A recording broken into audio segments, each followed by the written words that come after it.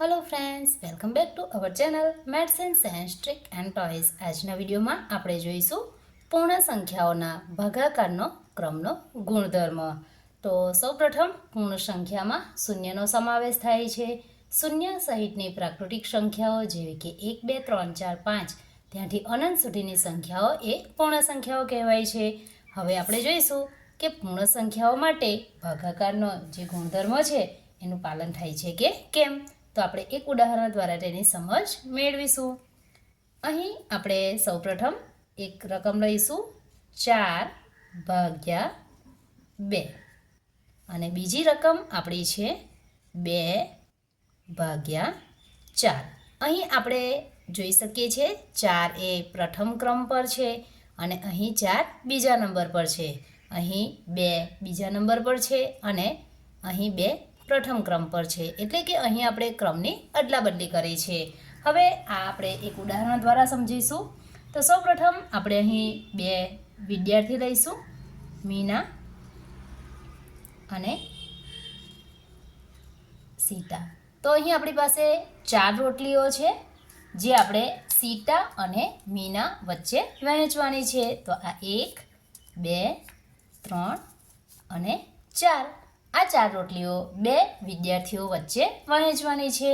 તો અહીં આપણે સૌપ્રથમ એક રોટલી મીનાને આપીશું, એક રોટલી સીતાને આપીશું, ફરીથી બીજી રોટલી મીનાને આપીશું અને ચોથી રોટલી સીતાને આપીશું.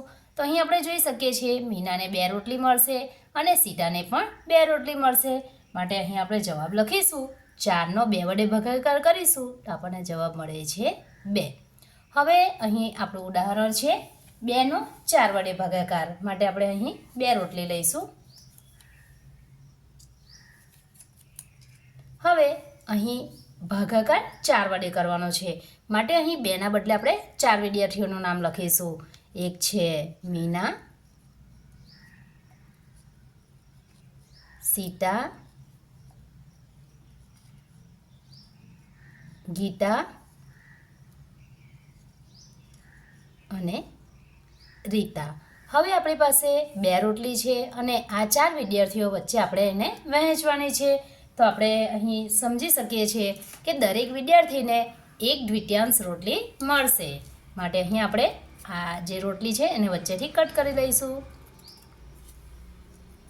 બીજી રોટલીને પણ કટ કરી લઈશું. હવે દરેક વિદ્યાર્થીને આપણે 1/2 રોટલી આપીશું.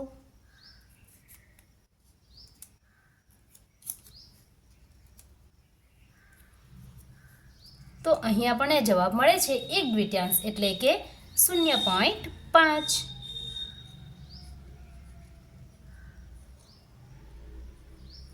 અહીં અપૂર્ણાંકમાં 1/2 અને દશાંશ અપૂર્ણાંકમાં મળશે 0.5.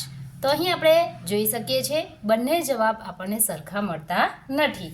માટે આપણે કહી શકીએ કે 4/2 બરાબર નથી 2/4.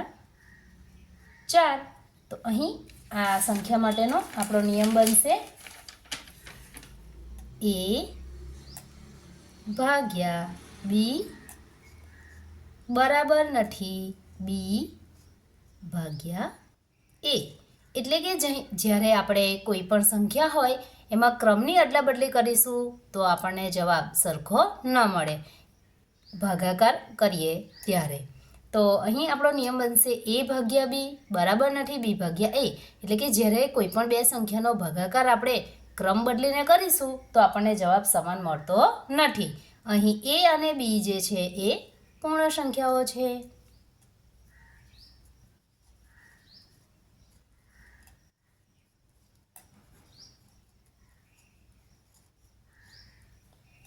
તો